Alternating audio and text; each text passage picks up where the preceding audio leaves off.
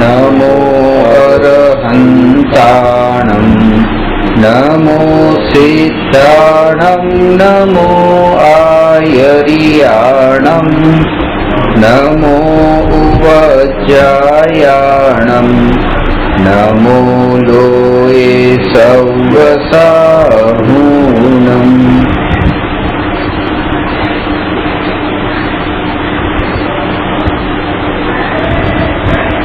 प्रश्न नंबर 264। साधक जीव ने अस्थि नास्तिना ज्ञान थी शू लाभ थाय? छेल्ला 3 प्रश्न अनेकांत थी संबंधित था। जैन दर्शन सम्यक अनेकांतवादी तथा सम्यक एकांतवादी ना समूह रूप सम्यक अनेकांतवादी दर्शन है। सम्यक अनेकांत नु नाम प्रमाण है, सम्यक एकांत नु नाम नय है, मिथ्या अनेकांत नु नाम प्रमाणाभास है अने मिथ्या एकांत नु नाम नयाभास है। जैन दर्शन ने नय अने प्रमाण मान्य है पण नयाभास अने प्रमाणाभास मान्य नथी। एटला माटे ए छेल्ला 3 प्रश्नमां ए बताव्युं के जे ज्यां अनेकांत शब्दनो प्रयोग कर्यो होय ते समजवानुं के एनो अर्थ एकलो अनेकांत नथी, होई शके एमां सम्यक एकांतनो अंश पण छुपायेलो होय। कारण के कृपाळदेवनुं आ वाक्य छे, सम्यक अनेकांत पण सम्यक एकांत एवा आत्मानी उपलब्धिना अर्थे ज समजाववामां कहेवामां आव्युं छे। एनो अर्थ शुं के जैन दर्शन में ज्यां बताव्युं के आ पण सत्य छे ने आ पण सत्य छे, वस्तु नित्य अनित्य बंने रूपे होय छे एवुं कहेवुं ए पण आत्मा नित्य छे एवी अनुभूतिना लक्ष्ये ज कहेवामां आव्युं छे।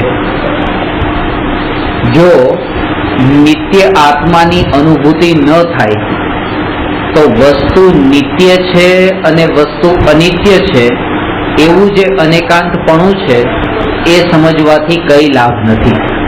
वात समजाणी? एटले अनेकांत स्वरूप ने समजीने पण जो तमे सम्यक एकांत स्वरूपी आत्मा सुधी न पहोंचो तो सम्यक अनेकांतनुं स्वरूप तो बधा कहे छे केवा रूपे के भाई आ साचुं छे ने आ साचुं छे। अने एवी रीते तो शास्त्र भाणीने पण विद्वानो पण ए कहे छे अस्थि नास्ति एक अनेक शुद्ध अशुद्ध बधी रीते गुणभेद पर्याय भेद थी बधी रीते समजावे छे पण ज्यां सुधी सम्यक एकांत स्वरूपी आत्मानी अनुभूति न थाय त्यां सुधी सम्यक अनेकांतनुं स्वरूप पण समज्या नथी। अने अहींया ए ज वात बतावे छे के साधक जीवने अस्थि अने नास्तिनुं ज्ञान होवुं जरूरी छे। तो शा माटे? सौथी पहेला ए के कोईपण अज्ञानी जीवने ए वात बताववाथी कोई लाभ नथी। कई के आत्मामां अनंत गुणो छे, आत्मा नित्य छे, आत्मा शुद्ध छे, आत्मा अनंत सुखनो स्वामी छे, आ बताववाथी अज्ञानीने कई लाभ नथी। हूँ एने एम कहूं के आत्मानुं तमे ध्यान करो, आत्मामां स्थिर थाओ, आत्मा आवो ज्ञान वाळो छे के जेना एक ज्ञाननी एक समयनी पर्यायमां लोकालोक अने त्रिकाळवर्ती समस्त पदार्थो जणाई जाय छे। आवा आत्माने तमे जाणो तो ए कहे हूँ शुं काम जाणुं? नित्य आत्माने शुं काम जाणुं? हूँ ज्यां छुं त्यां खुश छुं। એટલે સૌથી પહેલા એને એ વાત બતાવવી જરૂરી છે કે તું વર્તમાનમાં સુખી નથી। એટલે આત્માની નિત્યતા બતાવ્યા પહેલા એને પૂતગલની અનિત્યતા બતાવવી જરૂરી છે। આ નિત્યતા એ એક પક્ષ છે, અનિત્યતા એ બીજો પક્ષ છે। આપણે જવાનું છે આત્મા તરફ અને જ્યાંથી જવાનું છે એ પૂતગલની પર્યાય તરફથી। એટલે બે વાત સમજજો કે શાસ્ત્રમાં નિત્ય અને અનિત્ય એ બંનેનું ચિંતન કરવાનું કહ્યું છે। બંનેનો વિચાર કરવાનું કહ્યું છે. કૃપાળુ દેવે એમ કીધું કે આત્મા છે તે નિત્ય છે, એનો વિચાર કરો અને વિચાર કરશો તો પામશો. તો કે નિત્યનો વિચાર કરવાનો કે અનિત્યનો વિચાર કરવાનો? કૃપાળુદેવ કે નિત્યનો વિચાર કરો. એ જ કૃપાળુદેવ 12 ભાવનામાં એ પણ કહે છે કે અનિત્ય, પહેલી જ ભાવના અનિત્ય ભાવના છે. ચિંતન ભાવનાનો અર્થ એ છે ચિંતન કરવું. તો કહે છે કે અનિત્યનું ચિંતન કરો. તો 12 ભાવનામાં અનિત્ય ભાવના છે અને 6 પદમાં આત્મા નિત્ય છે વાળું પદ છે. તો અનિત્યનું ચિંતન કરવું કે નિત્યનું કે બંનેનું? બંનેનું ચિંતન કરો. પણ જ્યારે અનિત્યનું ચિંતન કરો ત્યારે આખા જગતનું ચિંતન કરો, અને નિત્યનું ચિંતન કરો તો આત્માનું ચિંતન કરો. એટલે જ્યારે આ જગત આખું ક્ષણિક છે એ તો અનિત્યની વાત આવી, અને આત્મા એક નિત્ય છે એ નિત્યની વાત આવી. આ બંનેનું ચિંતન કરવાનું છે. એટલા માટે કારણ કે આપણે પૂદગલ દ્રવ્યમાં નથી અટક્યા. જ્યાં અટક્યા છીએ એ પૂદગલની પર્યાય છે, અને જ્યાં સ્થિર થવાનું છે એ સ્વદ્રવ્ય છે. પરની તો લેવાની છે પર્યાય અને સ્વનું લેવાનું છે દ્રવ્ય. આપણે પૂદગલ દ્રવ્યમાં નથી અટક્યા, પૂદગલ દ્રવ્યની પર્યાયમાં અટક્યા છે. આપણે ગોળ સાથે કોઈ મતલબ નથી, ગોળમાં નથી અટક્યા, ગોળની મીઠાશમાં અટક્યા છે. કારણ કે એ મીઠાશ જતી રહીને પછી ખાટો થઈ જાય તો આપણે પછી ફેંકી દઈએ છીએ. એ પછી એ ગોળમાં અટકતા નથી. શરીરની તાવ આવે છે તો તાવ મટી ગયા પછી આપણને કઈ વાંધો નથી, પછી શાંતિ છે. તાવ આવે ત્યારે આકુરતા થાય છે, દુઃખ થાય છે, તો એ જે ગરમ પર્યાય છે એ ગરમ પર્યાયમાં દુઃખ લાગે છે. પૂદગલમાં અટકતા હોય તો પછી પૂદગલ દ્રવ્ય તો પછી પણ છે. સમજાયું? એટલે જેટલી પણ સ્પર્શ, રસ, ગંધ, વર્ણ આ ચારેય ગુણોમાં નથી અટકતા, એ ચારેય ગુણોની પર્યાયમાં અટકીએ છીએ. કોઈને લાલ રંગ ગમે છે, કોઈને પીળો, કોઈને લીલો, કોઈને વાદળી.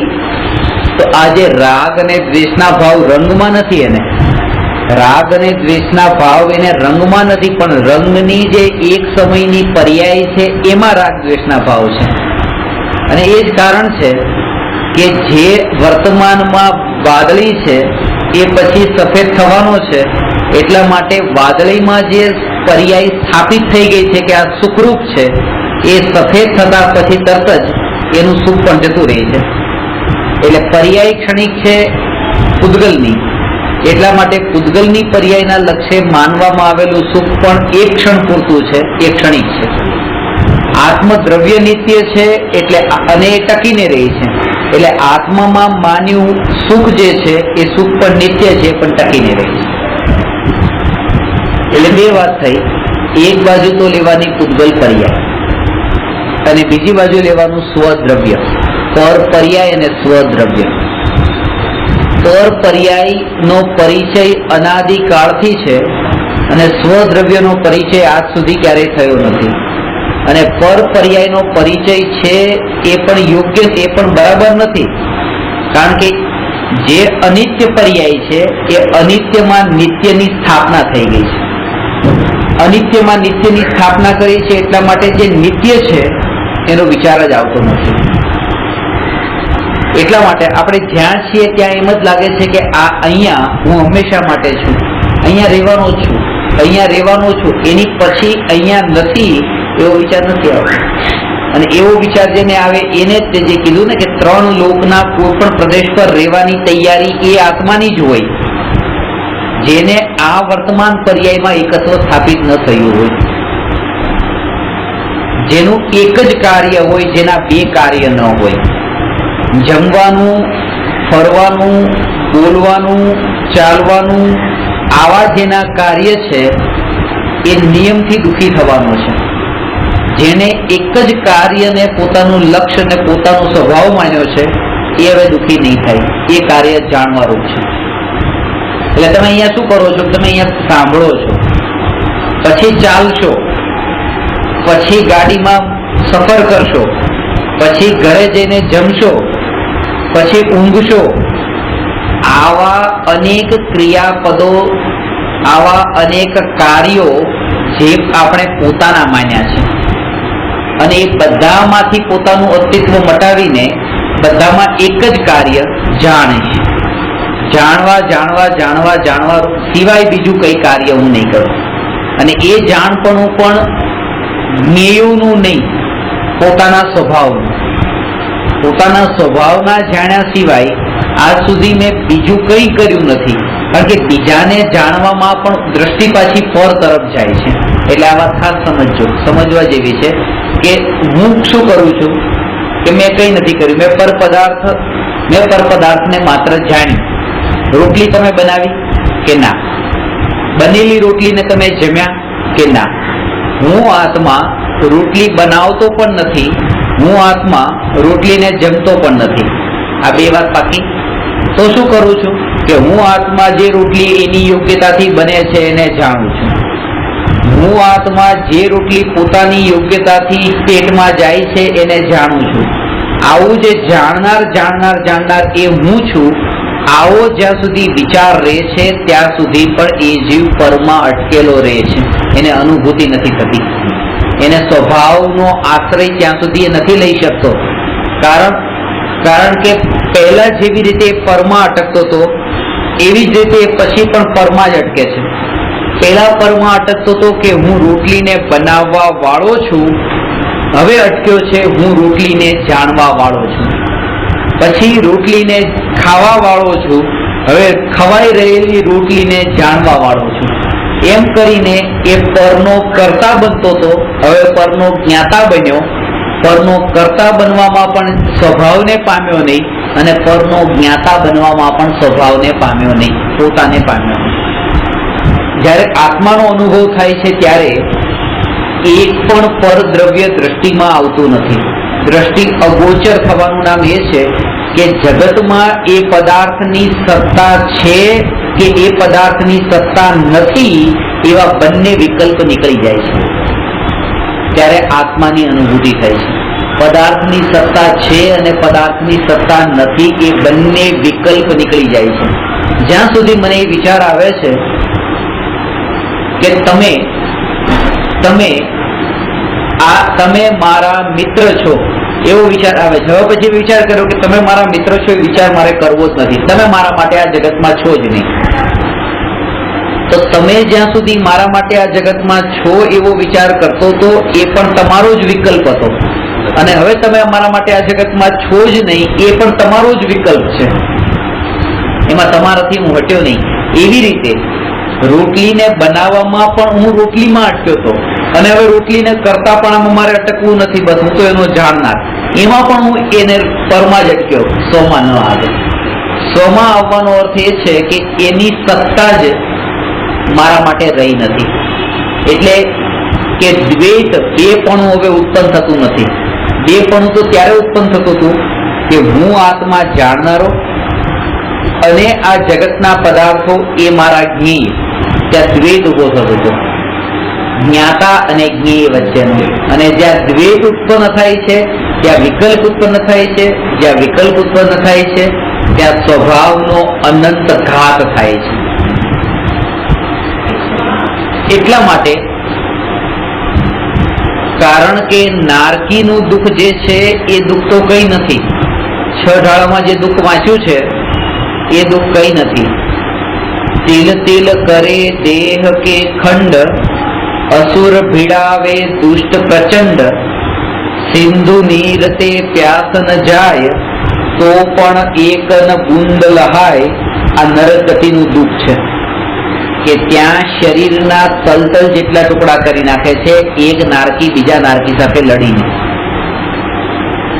હવે એક શરીર એના તલ જેટલા ટુકડા કરે તો એ ટુકડા અનંત નથી થઈ જવાના. હવે અહીંયા શું થયું કે પોતે તો અનાદિ અનંત, પોતે એક રૂપ છે આત્મા, પણ રોટલીને બનવાનો જાણનારો, ખાવાનો જાણનારો, ચાલનારો જાણનારો, બોલવાનો જાણનારો.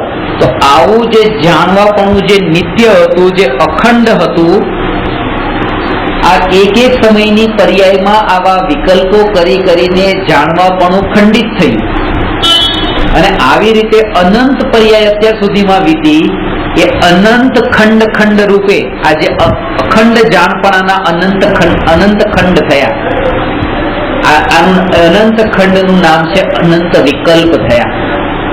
નારકીનું દુઃખ કઈ નથી, આ અનંત વિકલ્પોનું દુઃખ નારકી કરતા વધારે છે. એટલે આજે પોતાના સ્વભાવનો ઘાત થવો અને ખંડિત થવો એનાથી બીજું મોટું દુઃખ કોઈ નથી.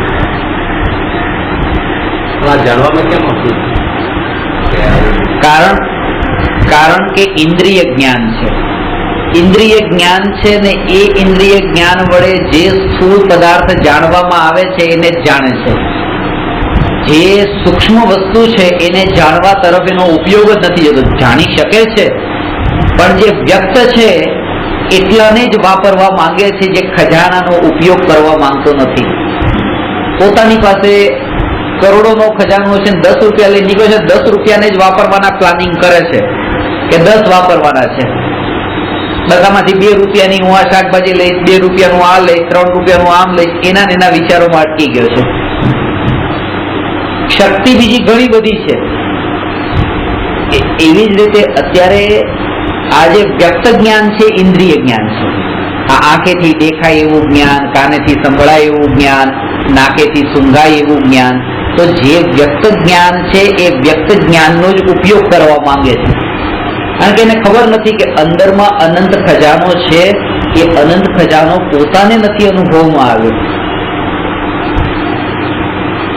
એનો વિચાર કરે કે જે ક્ષણિકપણાની પાછળ હું દોડ મૂકું છું એની કિંમત ચૂકવવી પડે છે. એ મફતમાં નથી મળતું. એક રસગુલ્લું પણ ખાધું છે, ભલે કોઈએ ખવડાવ્યું છે ને ખાધું છે, તો એ મફતમાં નથી ખાધું. એની કિંમત ચૂકવી છે. એની કિંમત દુઃખ ચૂકવ્યું છે. દુઃખની કિંમત ચૂકવીને એક ક્ષણનું સુખ લેવા તૈયાર છે. કારણ કે એક સમયનું આનંદ લીધા પછી એને દુઃખ જ દુઃખ છે.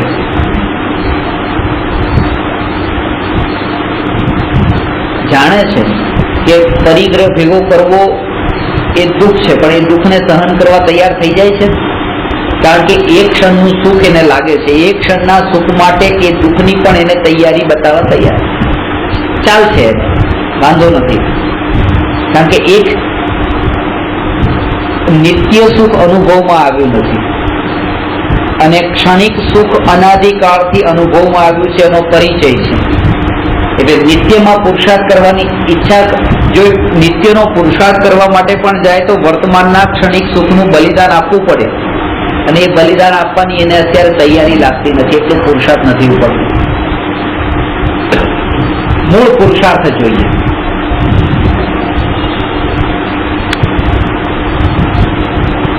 જાણવું જાણવું જાણવું જે રહ્યું એ ધારા રૂપે છે, એને રાખવાનું નથી. પહેલી વાત તો એ, એટલે મોટો બોજ ઉતરી જશે. શું થયું કે જેટલા પણ રાગ થયા, દ્વેષ થયા, મારો જન્મ થયો, મરણ થયું, જે પરિભ્રમણ થયું, આ બધી એક આ બાજુની સામેની એક ક્રિયા જે પરમાં થઈ અને પોતાનું કાર્ય એક જાણવાનું. મારે જ્ઞાતા રહેવાનું જ નથી. પહેલી વાત તો એ કે મારે જ્ઞાતા રહેવાનું જ નથી. કારણ કે જ્ઞાતા રહેવાની જયારે વાત આવે ત્યારે એને એટલી મોટી તકલીફ પડે છે કે અરે હવે મારે બસ જ્ઞાતા જ્ઞાતા જ્ઞાતા જાણનાર જાણનાર જાણનાર બસ બનીને રહેવાનું છે, જે એને બહુ અઘરું લાગે છે. કારણ કે અનાદિકાળની આદત એની કરવા પણ આ ઉપર છે. એટલે જ્ઞાતા મારે નથી રહેવાનું, જ્ઞાતા નથી રહેવાનું. જેમ પરમાં પરિવર્તનનું કામ નથી કરવાનું એમ મારે જ્ઞાતાનું પણ જ્ઞાતા રહેવાનું પણ કામ નથી કરવાનું. આ બે કામ કરવા એ બહુ મોટું કરતાપણું છે. સમજાણું? છોકરાને મોટા કરવાનું કામ મારે નથી કરવાનું, એની રીતે થાય છે અને અત્યાર સુધી મોટા થયા છે એની રીતે થયા છે. એવી રીતે જ્ઞાતા રહેવાનું નથી, જ્ઞાતાપણું ચાલુ જ છે અને એની પોતાની રીતે જ ચાલુ છે. મારે નથી કરવાનું. મારે તો એ જાગૃતિ રાખવાની છે કે આ જ્ઞાતાપણાની બાઉન્ડ્રીની બહાર હું ક્યાંય નથી. જે જ્ઞાતાપણું ધારા પ્રવાહથી ચાલુ છે મારે એને ઊભું નથી કરવાનું, મારે એને ટકાવી નથી રાખવાનું, મારે એને આગળ નથી વધારવાનું. એ જાણવા પણ ચાલુ જ છે. રસ મને કોનો છે, મહત્વની વાત એ છે. રસ જ્ઞાતાપણામાં છે કે રસ જ્ઞેયમાં છે? જે જ્ઞાતાપણું ધારા પ્રવાહથી ચાલી રહ્યું છે એ જ્ઞાતાપણા સિવાય જો જ્ઞેયમાં રસ છે તો જ્ઞેયના કરતા બનશો, જ્ઞાતામાં રસ છે તો જ્ઞાતાના કરતા બનશો. સહજ પ્રક્રિયા છે. એ જ વેદન છે. કારણ કે અત્યારે વેદન પણ પોતાનું જ થઈ રહ્યું છે. પરનું વેદન તો માન્યું છે. માન્યતાની ભૂલ છે, બીજી કોઈ ભૂલ નથી. માન્યતાની ભૂલ છે. અને માન્યતાની ભૂલ કેમ પકડાય? જેટલા અંશે તમને દુઃખનું વેદન થયું એટલે તરત જ તમે પરમાંથી હટી જાઓ. અત્યારે હું તમારી સાથે અહીંયા બેઠો છું અને મને દુઃખનું જેવું વેદન થયું એટલે હું સીધો ઊભો થઈને મારા ઘરે બેસી જાઉં, આ નિમિત્તથી દૂર જતો રહું. એમ નહીં, પરમાંથી હટી જાવ એટલે કે જે આ પરજ્ઞેયનો જ્ઞાતા બનવા જાઉં છું એ હટીને હું સ્વભાવ એકલા જાણપણાને જોઉં. એ જાણપણાને જોવાનો અર્થ એ કે એની દ્રષ્ટિમાં કોઈ વ્યક્તિ નથી. આ ગોળ અહીંયા પડેલો છે અને અહીંયા 5 લોકો છે.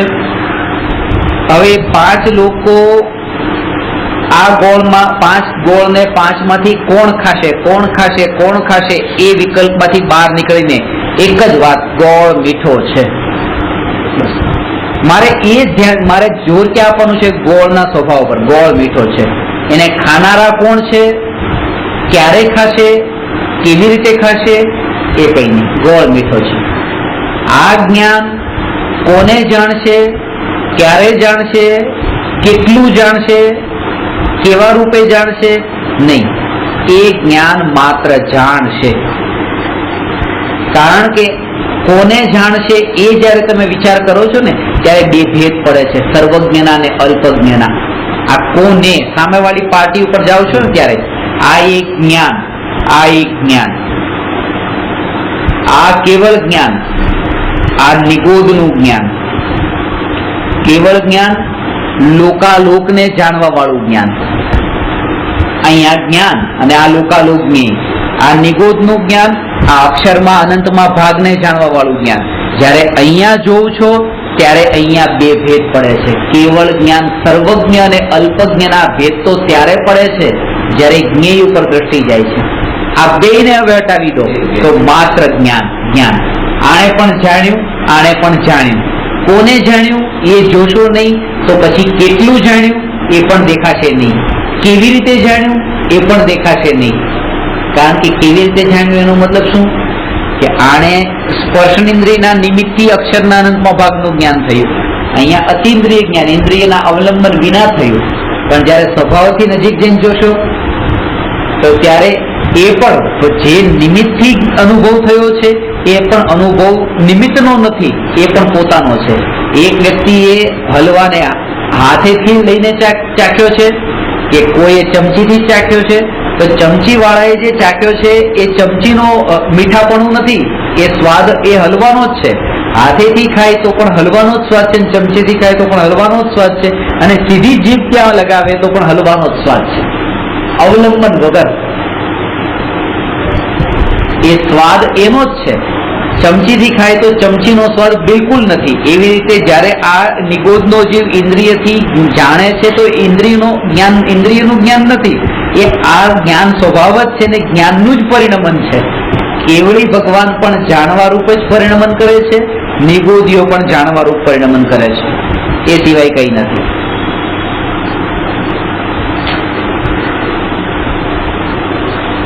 કોઈને આંખેથી ઓછું દેખાતું હોય અને ચશ્મા પહેરે છે અને ચશ્મા લગાવ્યા,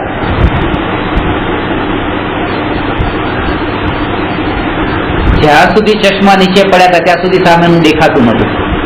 હવે ચશ્મા લગાવ્યા એટલે દેખાવા માંડ્યું. હવે હું તમને પૂછું છું કે આ જે સામેનું દેખાઈ રહ્યું છે એ દેખવાનું કાર્ય, દેખવારૂપ પરિણમન એ કોનું? ચશ્માનું છે કે આંખનું છે? આંખ જ દેખે છે. ચશ્મા તો ખાલી સાધન છે, ચશ્મા નથી દેખવા માંડતા. આંખ ઉપર ચશ્મા આવી ગયા એટલે ચશ્મા દેખવાનું કામ નથી કરતા, દેખવાનું કામ આંખ જ કરે છે. એવી રીતે આ આંખ છે એ ચશ્મા બરાબર છે અને અંદર આત્મા છે. આત્મા એ આંખના ચશ્મા પહેર્યા છે. જાણવાનું કામ આ આત્મા કરે છે. ભલે આંખના ચશ્મા પહેર્યા હોય તો આંખ જાણવાનું કામ નથી કરતી, જાણવાનું કામ તો આત્મા જ કરે છે.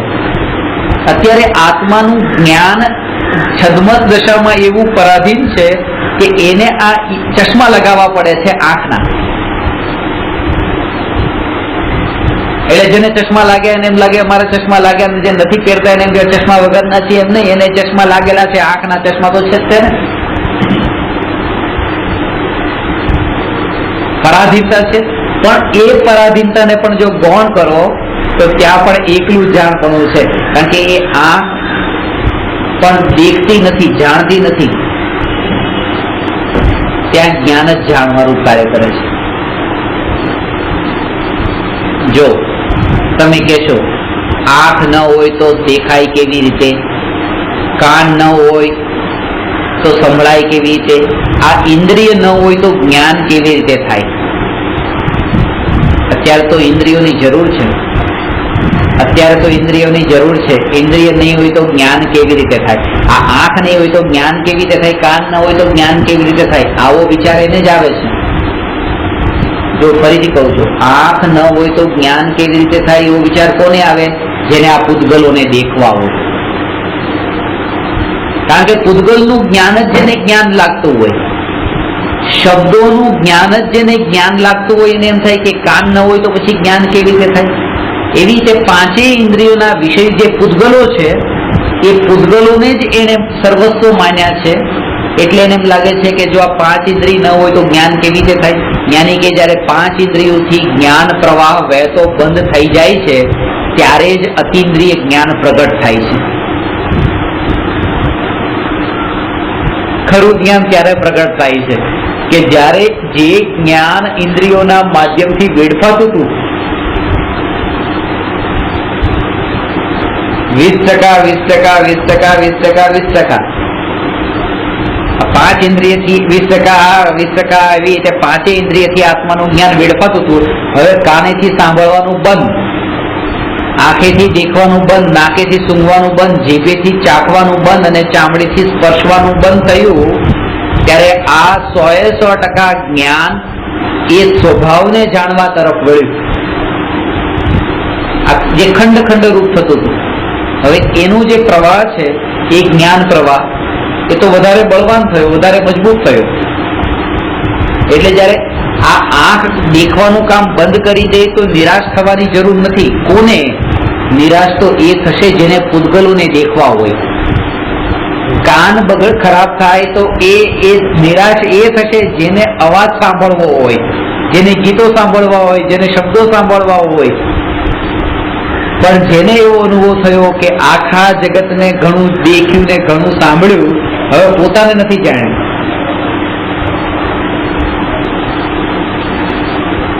લોચન દ્વય જીનવર કહે દેખા સબ સંસાર, પર દુઃખમય ગતિ ચાર में एक निज आत्म तत्व ही सार, या ते नासा दृष्टि विराजे. ભગવાનની દ્રષ્ટિ નાસાગ્ર દ્રષ્ટિ કે આખા જગતને બહુ દેખ્યું, હવે નથી દેખ્યું. એટલે દ્રષ્ટિ હવે સ્થિર થઈ ગઈ. હાથ પર હાથ ધરી દીધા છે, બહુ કર્યું તમારું ભલું કરવા, તમારું બુરું કરવા. હવે કોઈનું ભલું બુરું કરવું નથી, કારણ કે કરી શકતો નથી. પગ પર પગ ધર્યા, કારણ કે 3 લોકમાં ઘણું પરિભ્રમણ કર્યું, હવે પરિભ્રમણ કરવું નથી. જે ભગવાનની જે પદ્માસન આકારે જે પગ પર પગ ચડાવેલા છે, હાથ પર હાથ ધરેલા છે, નાસાગ્ર દ્રષ્ટિ છે, એ ભગવાનના એ સ્વરૂપને બતાવે છે કે એક આત્મ તત્વ જ સાર છે. બસ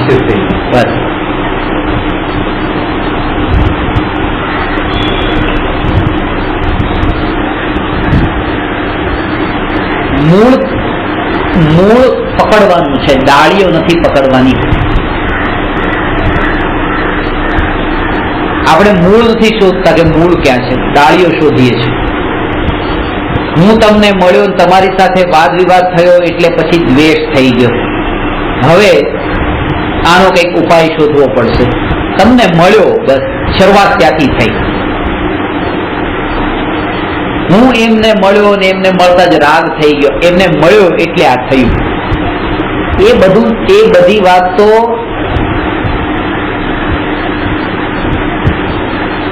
પૂતગલ ઉપર દ્રષ્ટિ છે એટલે યાદ આવે છે. પૂતગલ ઉપર દ્રષ્ટિ છે એટલે ખરેખર જો તો એ હું પોતાનામાં સ્થિર ન રહ્યો એટલા માટે જ આ બધી ઉપાધિ છે. પહેલું મૂળ એ પકડમાં આવવું જોઈએ કે મારે આમની સાથે આવું બોલવાનું થઈ ગયું. કેમ થઈ ગયું? એટલા માટે કે એ વખતે હું મારા આત્માના ધ્યાનમાં નતો.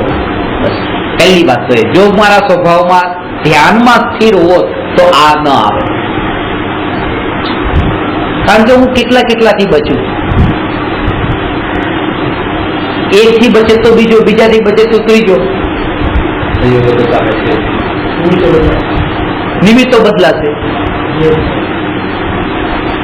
જે નિમિત્તમાં જઈશ ત્યાં હું અટકી જવાનો છું. કારણ કે કોઈ પણ નિમિત્ત મને પકડી તો લેવાનું જ છે.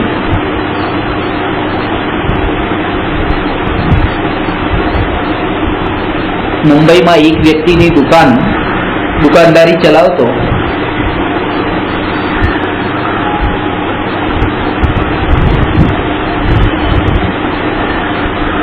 એ વ્યક્તિ ઘણો કષાય વાળો, પણ એને ત્યાં કામ કરવા વાળો એક નોકર, એને કઈ બહુ વધારે પરિગ્રહ નહીં, કઈ નહીં, પોતાનો મર્યાદિત સંસાર. ત્યાં નોકરી પર રહ્યો અને શેઠને કીધું કે હું નોકરી પર રહું પણ મને જ્યારે રજા માંગુ ત્યારે રજા આપજો. કે સારું, કઈ એવું યોગ્ય કારણ હશે તો રજા આપીશ. શેઠ પોતે તો ધર્મ કરી શકતા નતા અને આ એમને ત્યાં કામ કરવા વાળો નોકર એ કહે કે શેઠ મારે આત્માની સાધના કરવા માટે જવું છે, મને 15 દિવસ રજા આપો.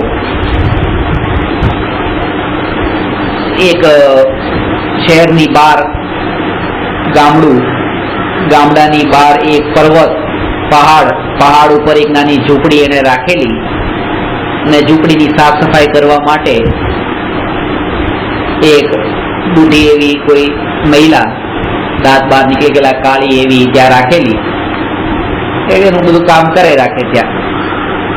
ત્યાં શેઠને કીધું, શેઠ કે 15 દિવસની રજા આપો. ત્યાં ગયો, 10 દિવસ પાછો આવી ગયો. બીજી વખતે પાછો રજા લઈને ગયો 20 દિવસની, 15 દિવસનો પાછો આવી ગયો. એટલે શેઠે એને પૂછ્યું કે તું જ્યારે જાય છે ત્યારે આમ રજા તો 20 દિવસની, 15 દિવસની પૂરી રજા પછી કેમ નથી રાખતો એમ? પછી એ બતાવે છે કે હું 15 દિવસની સાધના કરવા માટે જાઉં છું અને એવો એકાંતમાં ત્યાં કઈ નથી હોતું. પણ કે આમ 10-12 દિવસ આમ રહું, 15-20 દિવસની રજા લઈને જાઓ, ત્યાં 15 દિવસ માંડ થયા હોય, ત્યાં 15 દિવસ સુધી લગાતાર એ કાળી એવી મહિલા, દાંત જેના બહાર નીકળી ગયા છે એની સાથે 15 દિવસ પણ લગાતાર કન્ટિન્યુઅસ રહું છું ને, તો 15 દિવસ પછી એમાંય તે મને કંઈક રાગ થવા લાગે છે. આમ કઈ નથી એનામાં, રૂપ રંગ કઈ નથી, પણ કોઈ વસ્તુ બિલકુલ તુચ્છ હોય પણ જો તમે લાંબો ગાળો એની સાથે રહેવા લાગો તો એ પણ તમને ગમવા લાગે.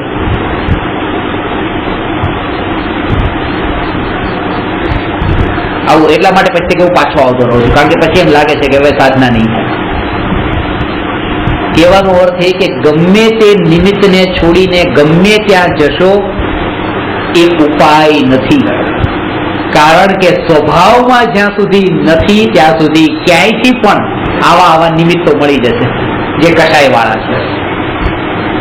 ઉભો થવાનો છે કષાય, કારણ કે રાગ તો લઈને ગયો છે, એને તો કોઈ નિમિત્ત જ જોઈએ છે. અંદર તો રાગ પડેલો હતો, પત્નીનો જે રાગ હતો એ રાગ ત્યાં છે, ગયો નથી, તો એ ત્યાં જ ઠલવાવાનો છે જે સામે મળવાના છે. સીધી વાત છે.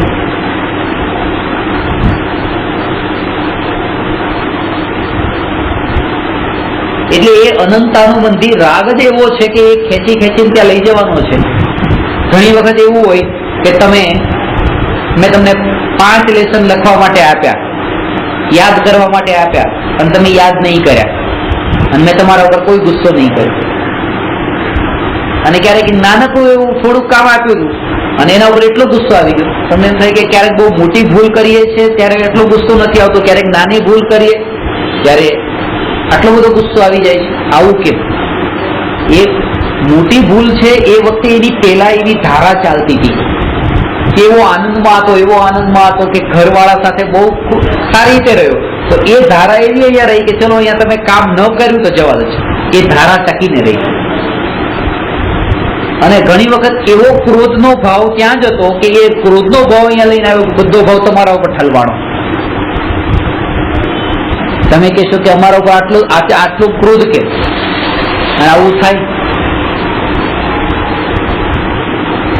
આ કષાયોની પરંપરા, ધારા, આપણે કોઈની સાથે મતલબ નથી હું ક્યાં બેઠો છું, આપણે અંદરની ધારા ચાલતી હોય છે, અંદરની ધારા, અને એ વ્યક્ત થતી હોય છે.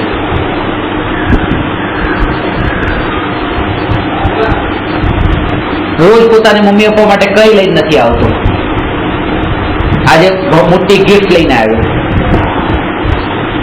મમ્મી પપ્પા ખુશ થઈ ગયા, આજે દીકરાને અમારા પ્રત્યે આટલો રાગ કેમ? એ રાગ તમારા પ્રત્યે નથી, એ રાગ તમારા પ્રત્યે બિલકુલ નથી. 15 વખત કીધું તું પોતાની પ્રેમિકાને તું મને મળતી નથી, અને આજે પ્રેમિકા મળી. 2 કલાક એની સાથે મળ્યો, એટલો ખુશ છે કે રસ્તામાં જોયો તો કે ખુશી લાવ મમ્મી પપ્પા માટે કઈક લઈને જાવ. હવે મમ્મી પપ્પા પ્રત્યેનો કોઈ રાગ જ નથી આમાં. તો એ તો રાગની ધારા અંદરમાં પ્રવાહથી ચાલતી હતી, એ ક્યાંક બીજે ઠલવાઈ ગઈ. આપણે કોઈની સાથે કોઈ મતલબ નથી, મને તમારી સાથે મતલબ નથી, તમારી સાથે કોઈ સાથે રાગ નથી, કોઈ સાથે દ્વેષ નથી. મારી અંદરની વૃત્તિ તે જ્યાં નિમિત્તો મળે ત્યાં ઠલવતો જાઉં છું. એ અંદરનું જ છે, એને અહીંયા સાથે કોઈ સંબંધ નથી. અંદરની વૃત્તિ અંદર ઝાંકીને જોશો તો ખબર પડશે. અને એ વૃત્તિઓ જળમૂળથી ત્યારે જ ટળી શકે કે જ્યારે પોતાના સ્વભાવનો આશ્રય લે, ત્યારે, એના સિવાય નહીં. ભરેલા હોય તો ચાલતું પોતાના આશ્રયમાં જવાતું નથી. એટલે મેં તમને એક વખત એક નાનકડી વાત કીધી હતી ને કે એક પેલો માસ્ટરજીનું કે ઘરેથી પત્નીને કીધું કે જમવાનું બનાવીને આપે, એ ઘરનો ગુસ્સો છોકરા ઉપર કાઢ્યો નિશાળના, અને અહીંયા માએ ગુસ્સો કાઢ્યો છોકરા ઉપર, પોતાના એલાય કાઢ્યો બીજાના છોકરા ઉપર માસ્તરે. માસ્તરનું હવે ત્યાં ઘરનો ગુસ્સો ઠલવાતો નથી, ઘરે તો શું કરે કે જે મળ્યું તે નિશાળમાં બીજાના છોકરા મળ્યા, બીજાના છોકરા ઉપર કાઢ્યો.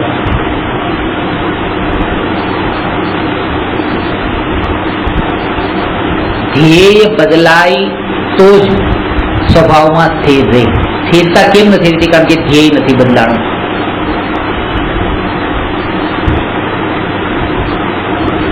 ધ્યેય નથી બદલાણું.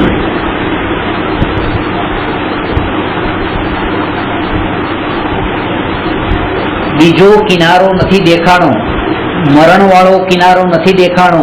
એ દેખાય તો કઈક થાય.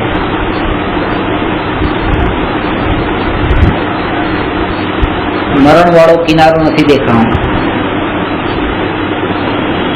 જન્મ વાળો કિનારો દેખાઈ ગયો છે. આગળ છે મરણ છે. પૂરેપૂરી પરની અપેક્ષા છે. આ શરીર સાથેનો એવો એકત્વનો ભાવ છે, એવો મમત્વનો ભાવ છે કે જે આની સાથે એવી પોતાની ઓળખાણ માની લીધી છે કે હવે આનાથી સંબંધિત જે કંઈ પણ એ બધું જ હું. આ નામ સાથે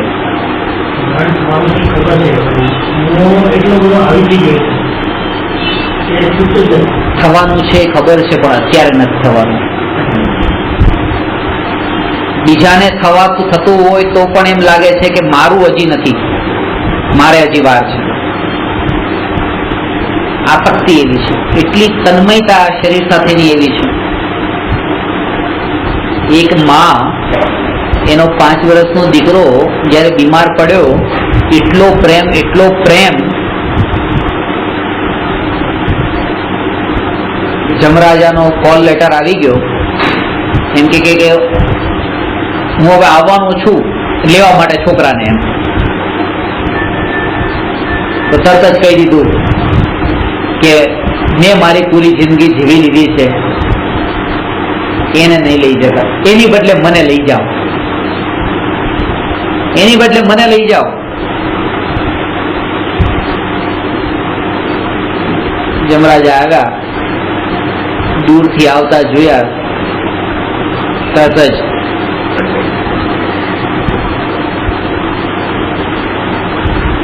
દુખી થઈ ગઈ.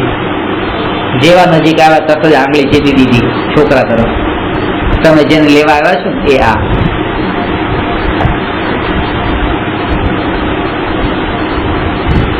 આ શરીરમાં એવું એકત્વ છે, નથી જવું.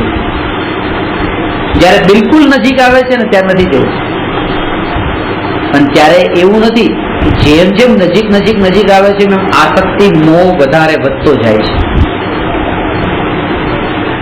બાળક પાસે રમકડું હોય અને રમકડું એને પકડીને રાખ્યું હોય ને,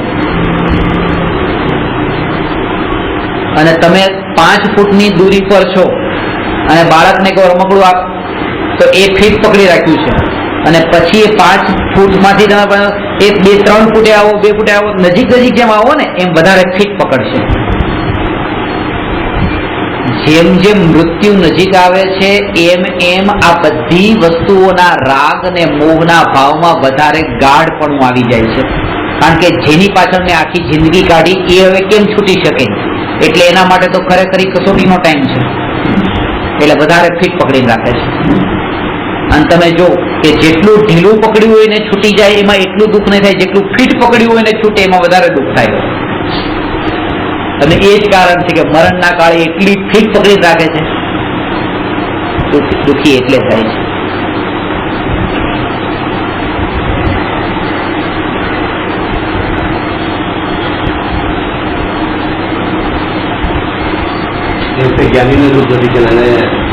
જ્ઞાનીની પ્રતીતિ જ એ છે. આ પાણી પીધું ને આ પાણી દૂર થયું, આહાર લીધો ને આહાર દૂર થયો. હવે આ શ્વાસ જે અંદર ગયો છે અત્યારે, જેને હું કહું છું આ મારો શ્વાસ, આ બહાર નીકળ્યો અને તમારામાં ગયો, તો તમારો થયો. તમે કહો મારો, જેનાથી આમ કે હું મારો પ્રાણ છે, પાછો શ્વાસ તો 10 પ્રાણમાં એક પ્રાણ છે, જેના માટે હું એમ કહું છું આ મારો છે, જેના વિના હું અત્યાર સુધી એક પળ નથી જીવ્યો, એ એક પળ માટે જ મારો છે, પછી બીજા પળે બીજાનો છે, પાછો તમારો શ્વાસ પાછો મારો છે, ચાલતું જ હોય છે. એ પણ મારો નથી. આજે મારાપણાની જે માન્યતા છે એ પેલા જળ મૂળથી કાઢવાની છે. ક્યાં ક્યાં મેં મારાપણું કરેલું છે. જયારે આ શ્વાસ મારો નથી તો પછી આ બધા પદાર્થ મારા છે.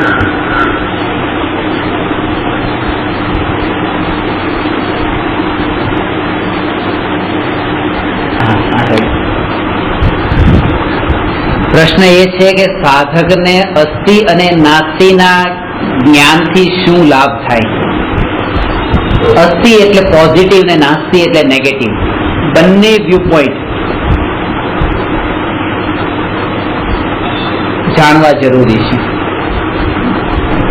જ્યાં સ્થિર થવાનું છે એ પણ જાણવું જરૂરી છે, જ્યાં સ્થિર નથી થવાનું એને પણ જાણવું જરૂરી છે. ઝેરને જાણવું પણ જરૂરી છે ને અમૃતને જાણવું પણ જરૂરી છે. જીવને જાણવો પણ જરૂરી છે ને અજીવને જાણવા પણ જરૂરી છે.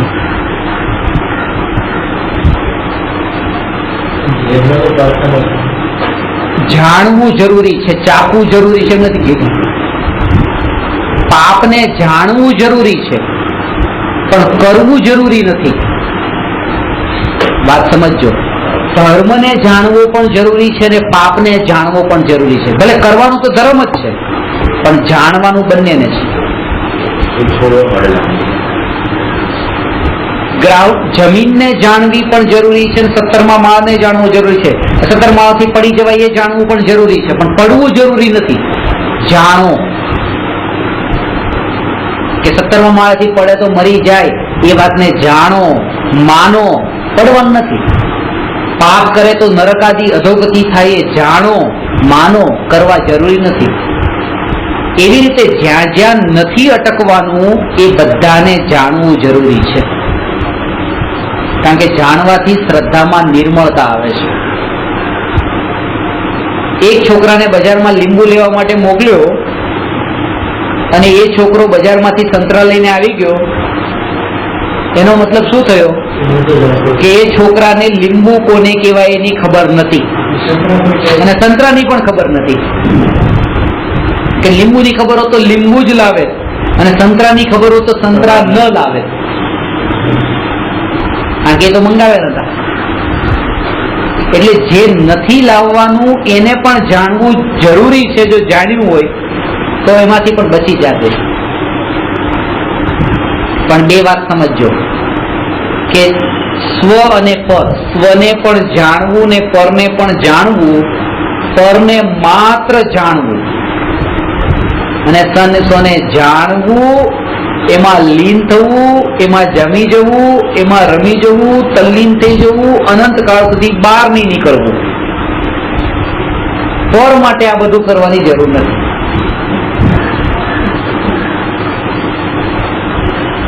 પરને રસોને જાણો એ ઉપાધિ એ રીતે બી ઘડી થઈ શકે. હા, સોને જાણો એટલે આપણે માટે આ ઉપાધિ છે. પર જે ઘે છે ઘે પછી એ એટલે શું છોડવા જેવું છે જાણીને.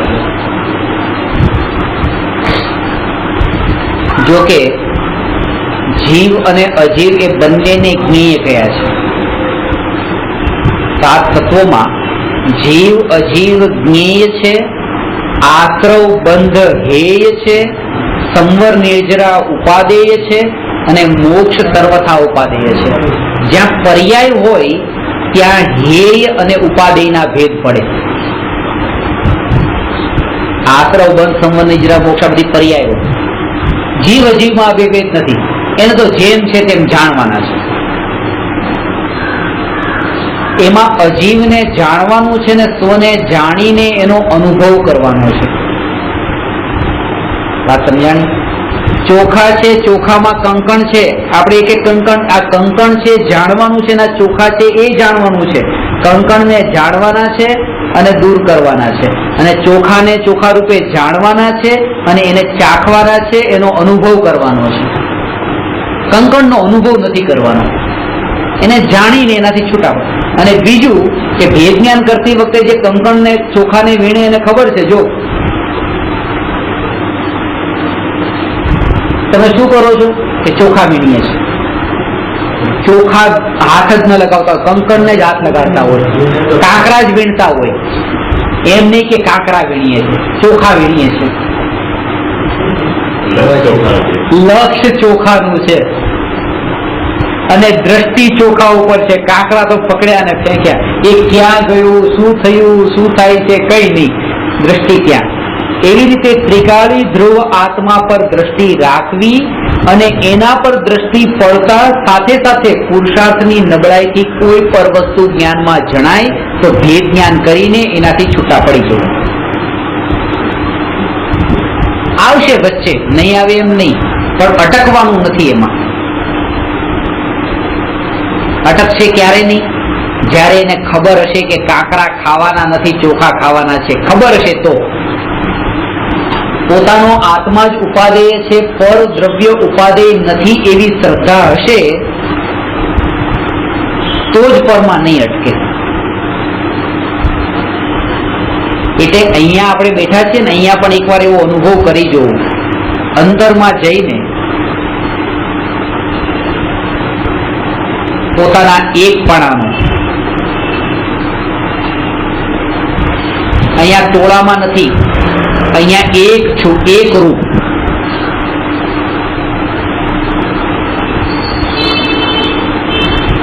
અને આ આ જે ટોળું મને દેખાય છે એ મારા ભ્રમથી, મારા રાગથી, મારા કષાયથી. જો એ કષાય ન હોય તો અહીંયા એકનો જ અનુભવ થાય. અને એકમાં પણ એકલાપણું નહીં કે હું એકલો. એકનો મતલબ અનંત ગુણોની એકતા વાળો હું. ખજાનો છે અંદર, અનંત ગુણોની એકતા છે. એટલે પોતાને નબળો નહીં માનો, અનંત શક્તિ વાળો માનો. પૂતગલની શક્તિ તો કઈ નહીં, એક વિમાન છે. 1 કલાકમાં 1000 કિલોમીટરની ગતિથી એ ઉડે છે. ત્યાં 1000 કિલોમીટર કે સાયકલ તો કઈ નહીં, એ માંડ 2-5 કિલોમીટર જાય ને આ વિમાન એ 1000 કિલોમીટર. કેવી મહિમા આવે. પણ પછી પોતાનો વિચાર કરે, હું આત્મા એક સમયમાં મધ્યલોકથી ઉર્ધ્વલોક 7 રાજુ. કર્મો પણ નથી, કર્મો નષ્ટ થઈ ગયા. અહીંયા જયારે મોક્ષ થાય છે ત્યારે આત્માનું શું થાય છે? એક સમયમાં 7 રાજુ પાર કરી દે છે. કર્મોના નિમિત્ત વિના, પરના નિમિત્ત વિના. આવા પેલા 1000 કિલોમીટર એક વિમાન 1 કલાકમાં ચાલ્યું, એની મને આવી મહિમા આવે છે.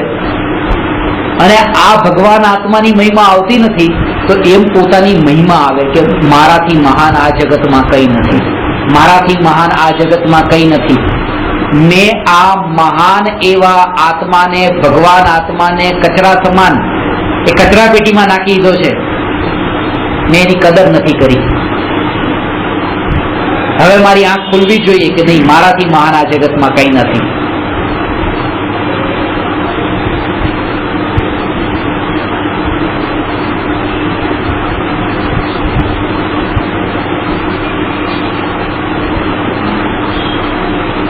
એનો મતલબ એમ નથી કે તમે મારાથી મહાન નથી.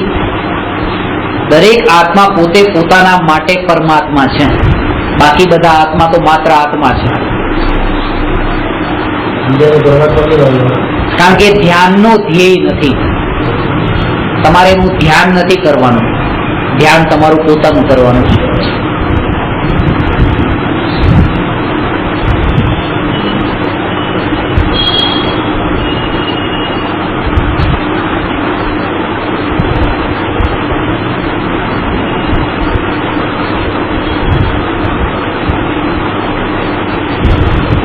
દરેક સમયે વિચારની ધારા જો ચાલુ હશે તો અંદરમાં જ્ઞાનમાં નિર્મળતા આવશે, જે સ્વભાવની આત્માના સ્વરૂપની અનુભૂતિ સુધી પહોંચવા માટે ઘણું ઉપયોગી બનશે.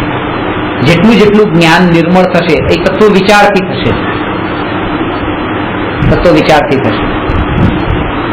શરીરમાં બીમારી આવી છે તો એ વખતે વિચાર કરે કે આમાં આત્મામાં શું બદલાણું.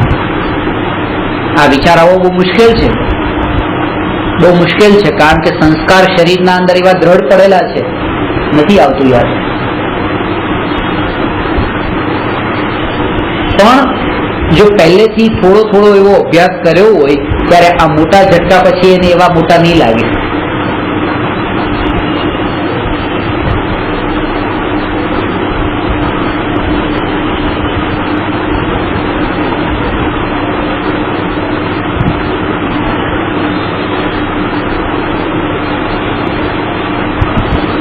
શરીરને રહેવા દો આ ખુરશી પર. તમે ઉભા થઈ જાઓ અને બીજી ખુરશી પર બેસી જાઓ. અથવા તો ભલે ત્યાં બેઠા, હાથ અહીંયા છે, તમને આ હાથ ન લાગે. તમે આ મળદું તમને લાગવું જોઈએ. તમને એમ લાગવું જોઈએ કે આ મળદાને જોઉં છું. જાણનાર અલગ છે ને આ મળદું એક નહીં, આને હું મળદાને જોઉં છું બસ.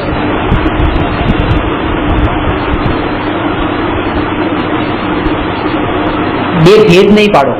એક તો ડેડ બોડી અને આ જીવિત, એમ નહીં. આ મળદું છે.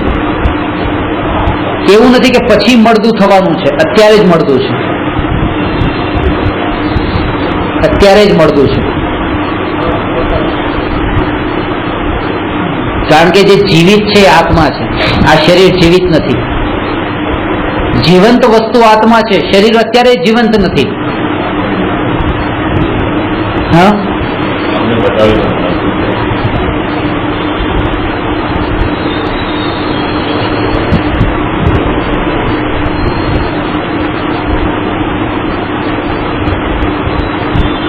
એમ વિચાર કરતા શરીરમાં જે એકત્વ ભાવ પડેલો છે, આજ હું, આ હું, એ શરીરની કાળજી માટે સવારથી રાત સુધી આખો દિવસ જે બગાડીએ છે,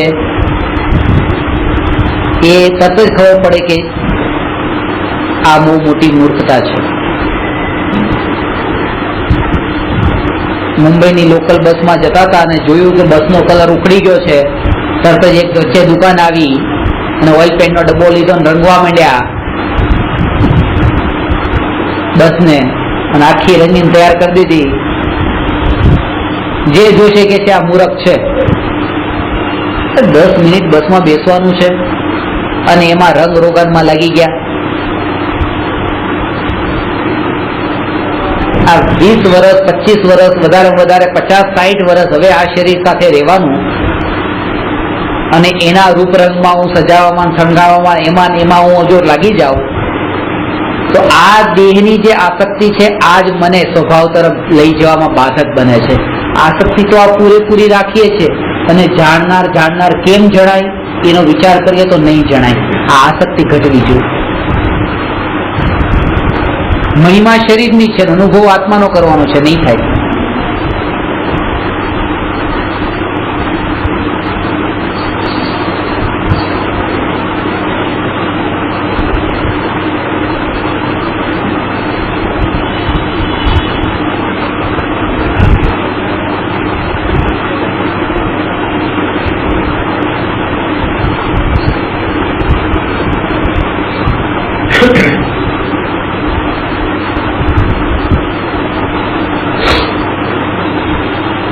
માખીની પાખ જેટલી પાતળી ચામડી જેનાથી આ શરીર મઢ્યું છે, જેને થેલી કીધી છે.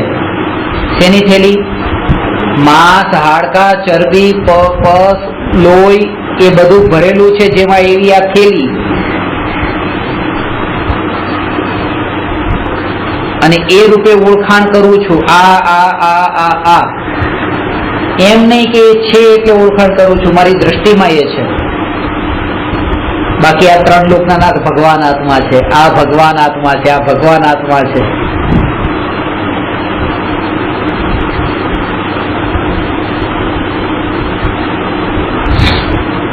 કેવી મૂર્ખતા લાગે. કીચડ હોય ને એમાં હીરો હોય ને આપણું ધ્યાન કીચડ ઉપર જ જાય, હીરા ઉપર ન જાય, અને કોઈ બતાવે તો પણ ન જાય.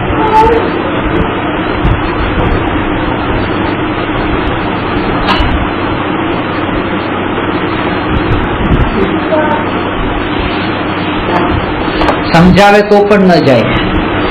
બીજા બધા દર્શનમાં તો બાકી બધાને તો બતાવ્યું નથી.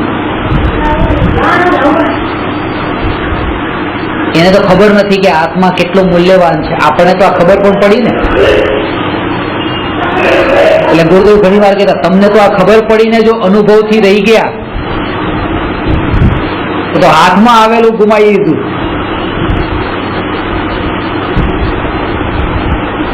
પેલું આવે છે ને, માછલી પાણીમાં રહીને તરસી રહી ગઈ,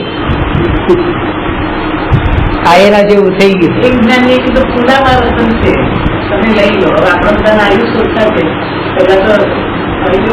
એ કુંભાર હતો, એ કુંભારને હીરો મળ્યો,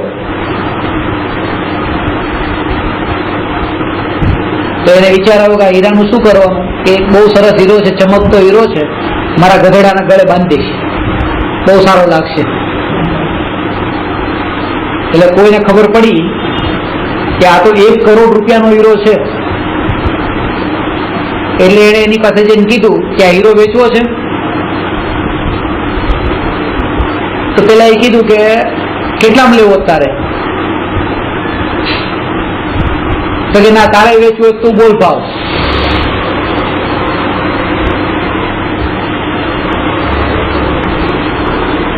પેલા એમ કે આ ચમકતો છે, 100 રૂપિયા, 100 રૂપિયામાં વેચવો છે. કુંભારે કીધું. આ કે 50 માં આપવો છે.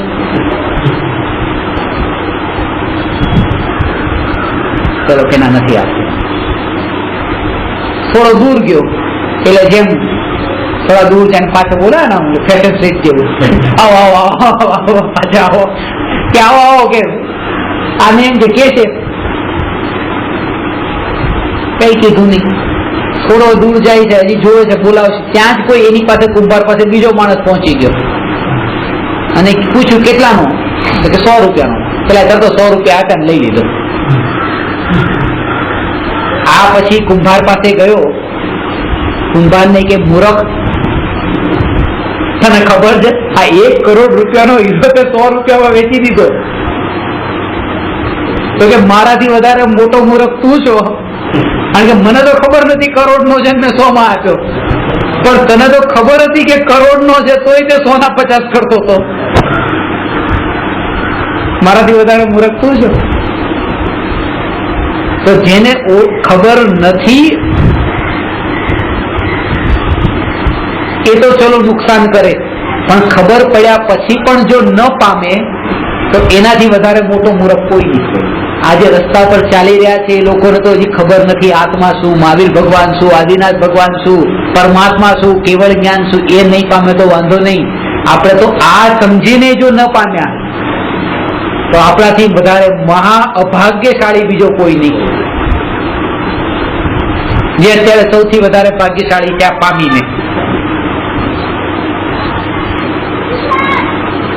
આગળ એ પ્રકરણ જયારે આવશે ત્યારે ખબર પડશે. એક ગતિના પરિભ્રમણ ને પંચ પરાવર્તનના દુઃખ ને 2.5 પૂતગલ પરાવર્તન કાળના પરિભ્રમણ નિગોદ એકેન્દ્રીય પર્યાયમાં એ જયારે જાણશું ત્યારે ખબર પડશે કે આખી લઈને આખો એમાં એક વાર જેટલું આ બિલકુલ નાનો એટલો કાળ આ મનુષ્ય પર્યાયનો છે, બાકી બધા નિગોદના દુઃખો જ છે.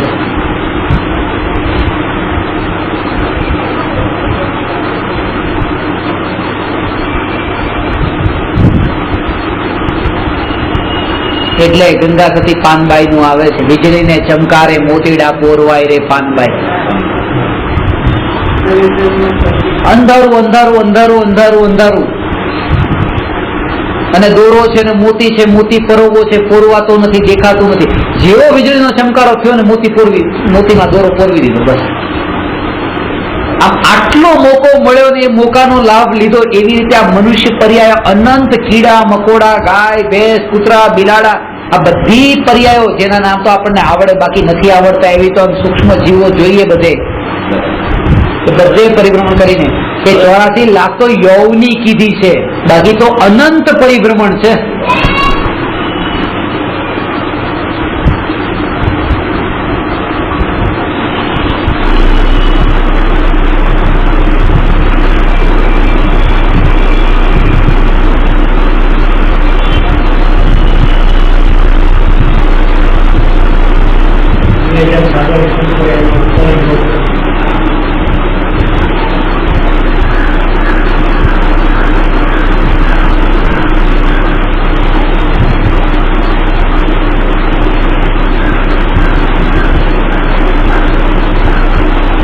એટલે કોઈ પણ પરિસ્થિતિને સ્વીકારવી અને પોતાની પ્રાપ્તિ કેમ થાય બસ એ જ વિચાર કરવો.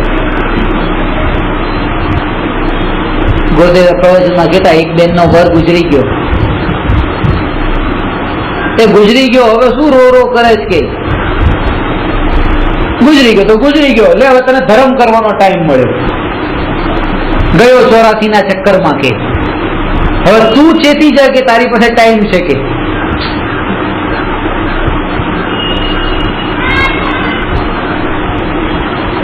એ રીતે બધા સંબંધો માટે લેવું.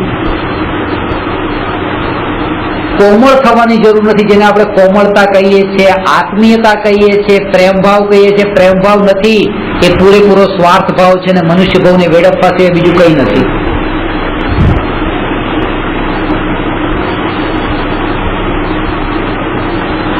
અને આમ નહીં કે આવું બરાબર નથી લાગતું આ વાક્ય હજી અંદરમાં તમને સ્પર્શતું નથી એટલા માટે, કારણ કે પેલો રાગ એટલો તીવ્ર બોલતો હોય ને આ વાક્યને સ્વીકારવા પણ ન દે.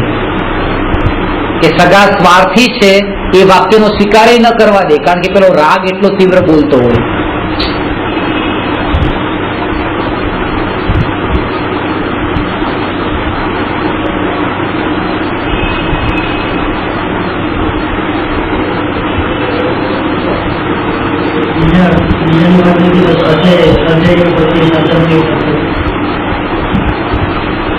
એટલે એમાંય તે અટકી જાય છે ને. અરે પરમાત્મા, સાધર્મી પરમાત્માથી તો મહાન નથી ને, એમાં નથી અટકવાનું. બાકી સાધર્મીઓમાં નથી અટકવાનું એમ નહીં, પરમાત્મામાં નથી અટકવાનું. જે મારે થવાનું છે, જે થવાનું છે એમાંય નથી અટકવાનું, કારણ કે મારે પર્યાયમાં નથી અટકવાનું, મારે દ્રવ્ય સ્વભાવને પામવાનું છે. મારું ધ્યેય દ્રવ્ય છે જે નથી પલટાતું, મારું ધ્યેય એ છે જે ઉત્પન્ન નથી થતું. કેવળ જ્ઞાન ઉત્પન્ન થાય છે એટલે મારે એમાં અટકવાનું નથી, એ પર્યાય છે, નથી અટકવાનું. કેવળ જ્ઞાનમાં નથી અટકવાનું. કેવળ જ્ઞાનનો જન્મ થાય છે, કેવળ જ્ઞાનનું મરણ થાય છે, કારણ કે એ દરેક સમયે પર્યાય છે. કેવળ જ્ઞાન રહેશે, પણ કેવળ જ્ઞાનની પર્યાય પણ સમયે સમયે પલટાય છે.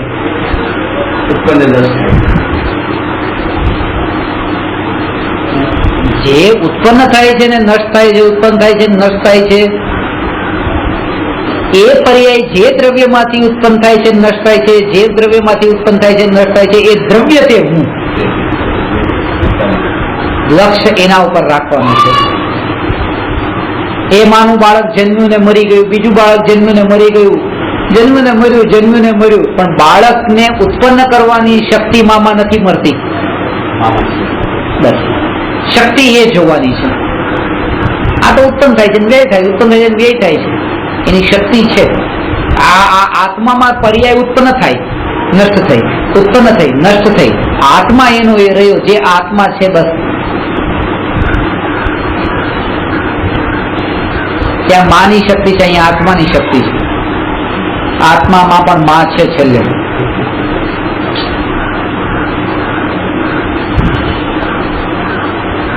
આપણે પરમાત્માને દોષિત થવું જોઈએ. ત્રિકાળી ધ્રુવ આત્મા એકનો આશ્રય લેવો છે. પર્યાય અનેક છે,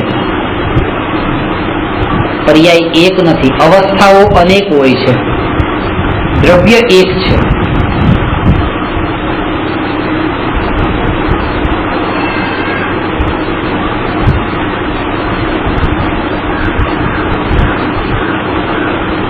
ગુરુદેવ કહેતા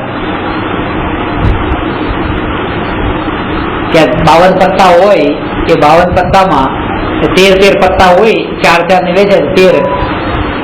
એ 13 માં રાજા પણ હોય, રાણી હોય કે ખબર નથી, રાણી હોય કે નહીં, રાણી હોય, રાજા હોય, ગુલામ હોય. પણ કે રાજાથી પણ મોટું એક પત્તું છે, એકો.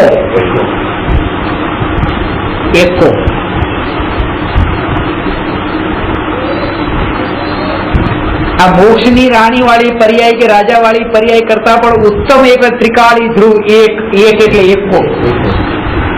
એક દ્રવ્યને એકો કહેતા. સૌથી રાજાથી ચડિયાતું.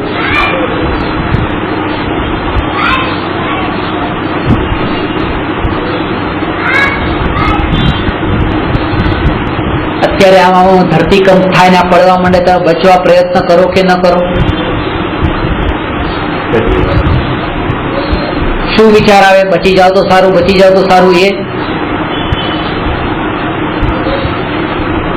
વિચાર કરવાનો, વિચાર કરવાના પૈસા નથી. જોવાના પૈસા નથી, ખરીદવાના પૈસા છે. વિચાર કરવાનું કઈ નથી, વિચાર કરો. અહીંયા જો ધરતીકંપ થાય તો આવો વિચાર, હું કરું તો શું વાંધો કે હું મરતો નથી અને હું મરી શકતો નથી. બસ એવો વિચાર કરીશ. બસ અને હું અહીંયા રહી જઈશ. હું વિચાર કરીશ એવો કે હું મરતો નથી. અને હકીકત એ જ છે કે મરતો નથી.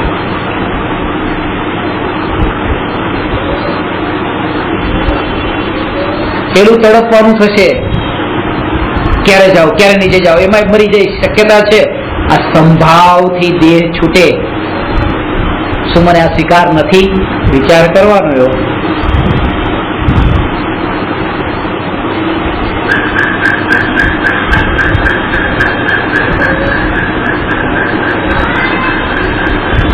એ જ કરી શકશે જેને આ પર્યાયમાં રસ નથી. રાગ નથી, દ્વેષ નથી, કંઈ નથી.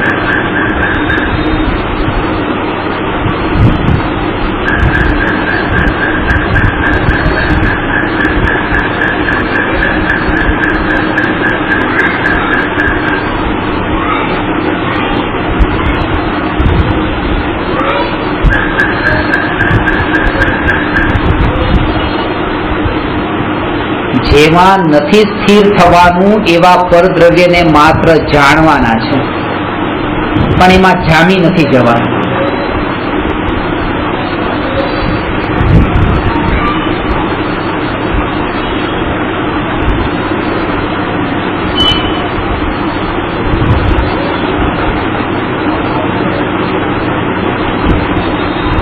સાધુ ધ્યાન બે આસને કરે,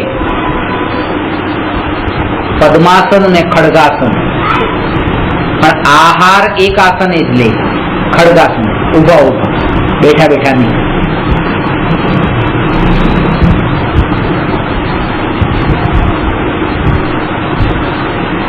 પરમાં જવાનું, પણ એમાં બેસી નથી જવાનું. ગ્રહસ્થો પાસે જવું પડે તો જાય, પણ ઉભા ઉભા ફટાફટ નીકળો.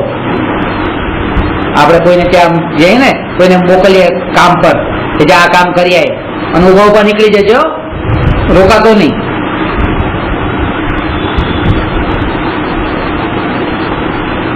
પરમાં જવું પડે તો જાય, પણ પરમાં રોકાય નહીં, ફટાફટ નીકળી જવાનું.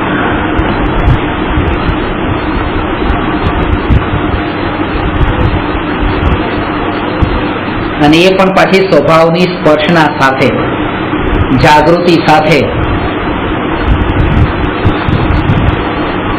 લક્ષ સ્વભાવનું છે. બેઠા બેઠા જમે તો જમતા જમતા ભાન જ ન રહે કેટલું જમાઈ ગયું. નીચે બેસીને જમે એમાં વધારે જમાવે, ઉભા ઉભા જમે એમાં ઓછું જમી શકાય, વધારે ના જમાય. નીચે બેસે ને તો પલોઠી વાળી હોય એટલે સપોર્ટ મળી ગયો, એટલે પેટ બહાર નીકળશે, પેટ બહાર નીકળશે એટલે સ્પેસ વધી ગયો અંદર પેટનો.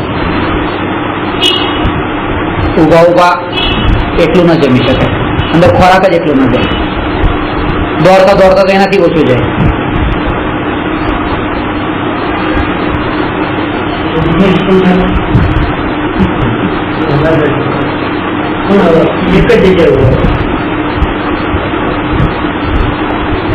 ગ્રહસ્થોએ આ નહીં કરવું. એ તો વાત કરી છે. હવે ગ્રહસ્થોના નિયમો અલગ છે.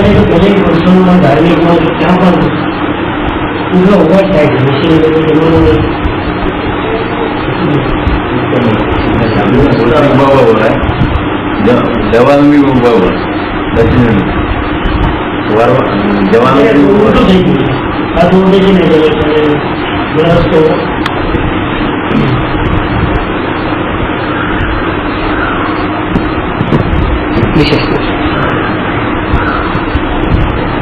નમો અરહંતાણં નમો સિદ્ધાણં નમો આયરિયાણં નમો ઉવજ્જાયાણં નમો લોયે સૌવસા